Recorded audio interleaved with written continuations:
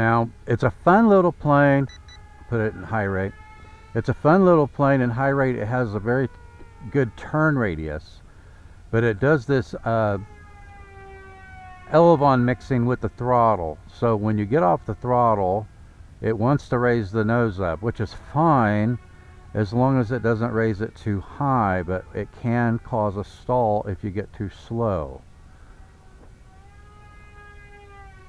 And I've stalled it 2 or 3 times already.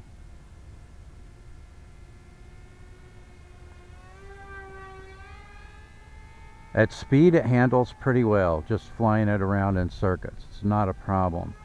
The stunt button for the rolls works really well, and we'll test that out here. Ready?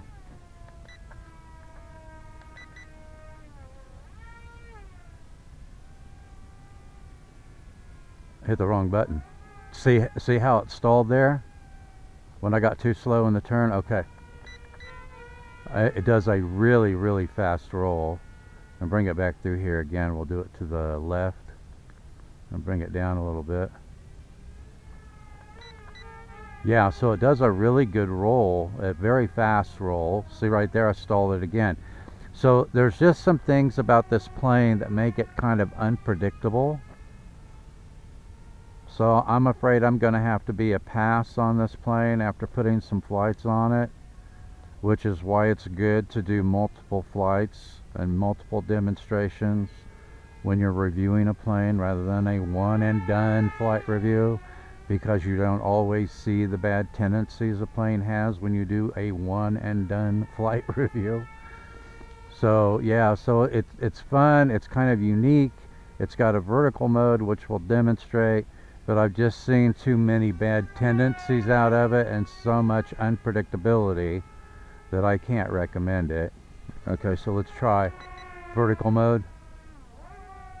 So there's vertical mode. You can use the rudder to move it around. See if we can bring it down. See if we can descend a little bit. And it descends very slowly. As you can see. Doesn't like the fact that I'm trying to move it forward with down elevator. Now we'll put it back into horizontal mode. And it does a really good transition from vertical mode to horizontal mode. That's pretty cool. But if you happen to put it in vertical mode and you don't have enough throttle engaged on it, it will just flip over on you. And I've had that happen.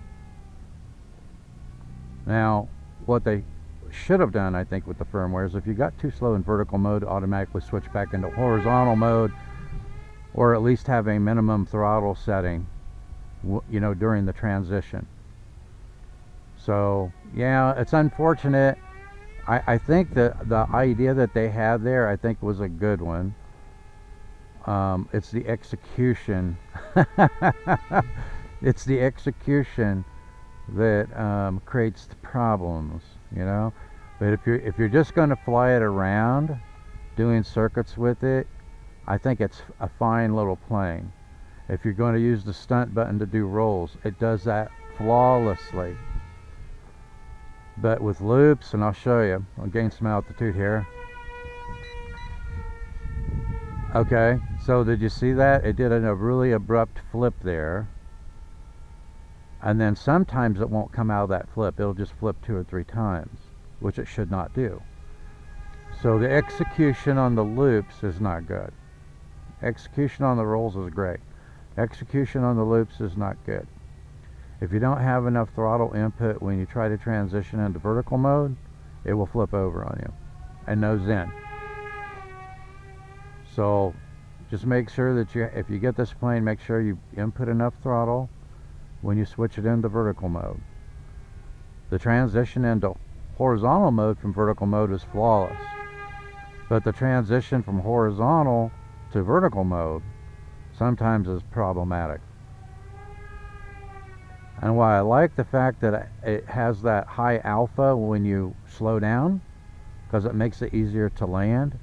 There's too much you know, it will stall rather than lower the nose to keep the plane moving forward. It will stall the plane. Now, I think the whole idea behind that was to keep the plane from stalling, when in fact, if you get too slow, it will induce a stall.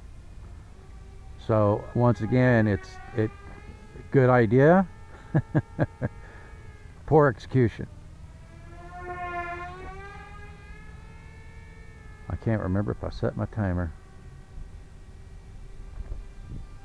No, I didn't. I keep forgetting. I keep forgetting to set my kitchen timer. I'm not used to doing that, you know, with the hobby grade transmitter where you can set a timer. Now, one thing that I noticed and I mentioned in the last flight was that it seems like when the batteries get down below 3.8 volts per cell, you will start getting a beeping from the transmitter. And it's got some speed to it. It's not a speed plane, but it's pretty speedy. And the LED lights on the plane will start flashing. So I thought that I had a really low battery, so I landed it. And then I checked the battery, and I still had 3.8 volts per cell.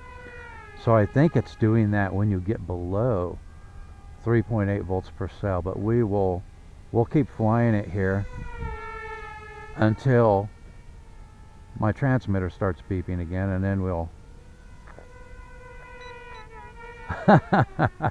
I like doing those rolls. Let's come through here and do it again.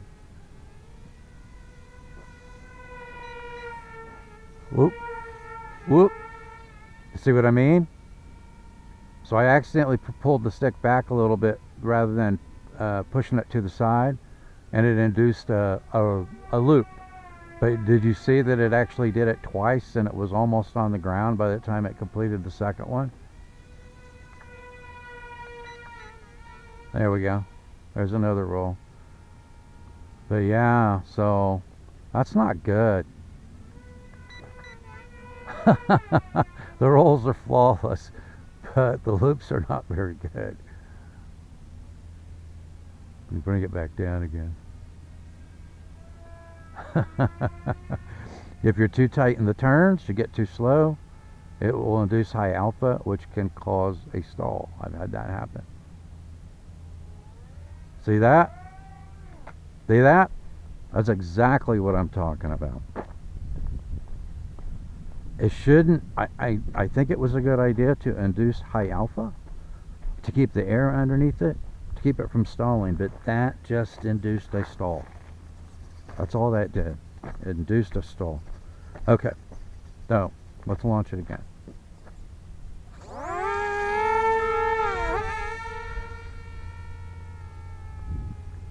And so that makes it unpredictable. So right there, look at that. And I wasn't that slow there. So this is why I say this plane is a pass. That's why I say it.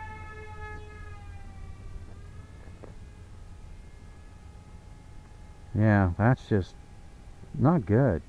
That's just not good.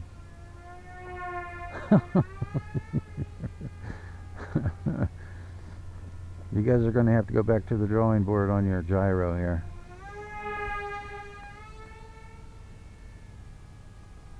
Just flying circuits with it, doing rolls, great. Fun little plane. Using the stunt button for loops, not so good. Get too slow in the turn, it'll stand on its tail and cause a stall. So, yeah.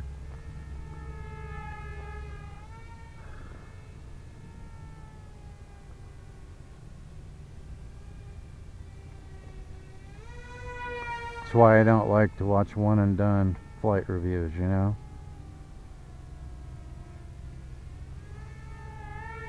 You typically can't find out the bad tendencies of a plane in a one and done flight review.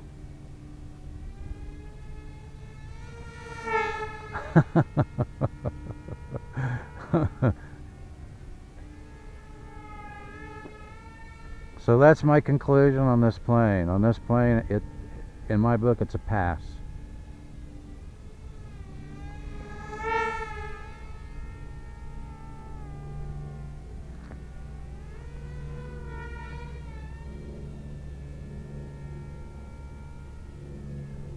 Now, because they have that Elevon mixed in with the throttle, when I throttle it up like that, sometimes I'm having to push down on the elevator stick to keep it from zooming, which is why you see it porpoising sometimes.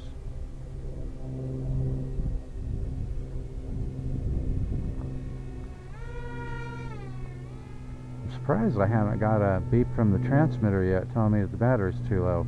I've had it in the air for quite a while now, right?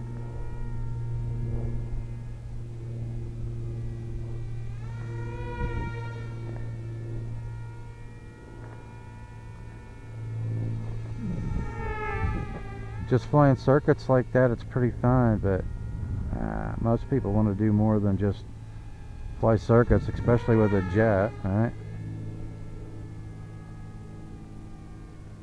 Good turn radius in high rate mode. I don't have a problem with that as long as you don't get too slow with it.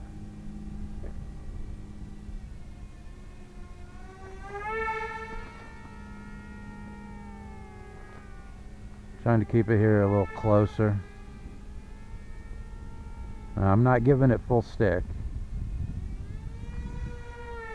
I'm moving the stick about 3/4 of travel so that I don't stall it in high rate mode.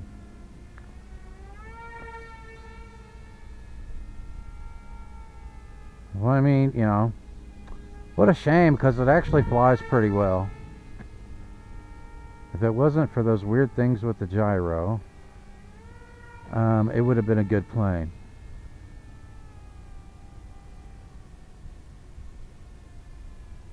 Okay, let's make another circuit and then we'll bring it in and land it. I don't know how long I've had it in the air, but it's been a while. Alright, let's see if we can get it down without it stalling on me. Boom! That was a hard landing. Okay, so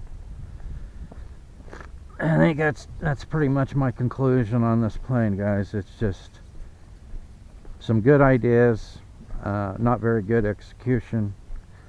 It's fun to just fly around in circuits and do some rolls and stuff with it.